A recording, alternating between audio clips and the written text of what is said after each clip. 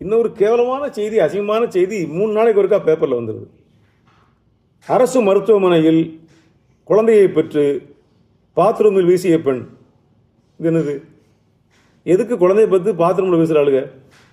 இவ்வளோ எதுக்கு முதல்ல அட்மிஷன் போடுறாங்க? இது இல்லிசிட் மேன், அதாவது முறையாக உருவான கற்பம் கிடையாது.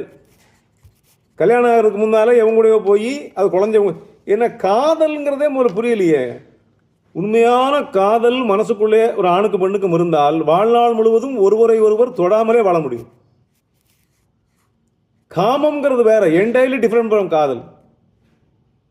காமம் மட்டும் இருந்தால் காதலிக்க வேண்டிய அவசியமே கிடையாது.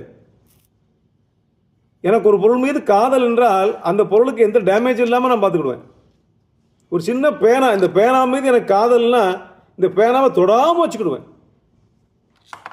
ஒரு பூவில், ஒரு பூச்செடியில் பூ இருக்குது, அந்த பூ மீது எனக்கு அன்பு என்றால் அந்த பூவை பறிக்கவே மாட்டேன். ஆனால் அந்த பூவை போய் பறித்து கசக்கி போடுறேன், இந்த பேனாவை உடச்சி போடுறேன், அது நல்லா இருக்கக்கூடாதுன்னு நினைக்கிறேன். அது எப்படி காதலாக இருக்கும்?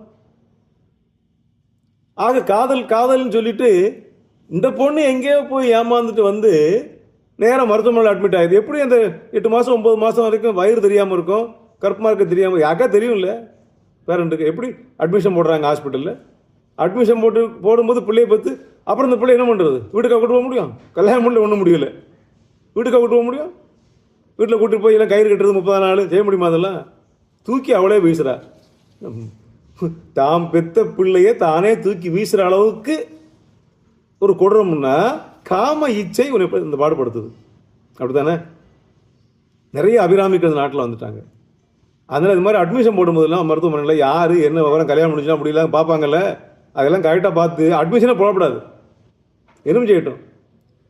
பாத்ரூமில் உள்ள அசிங்கமாக இருக்குது. அந்த லேபரட்டரியில் அந்த நம்ம கழிக்கிற அந்த ஸ்டூல் உள்ளே போது பாருங்க, குழாய் வட்டமாக இருக்குல்ல, அதுக்குள்ள கொண்டு போடுறது.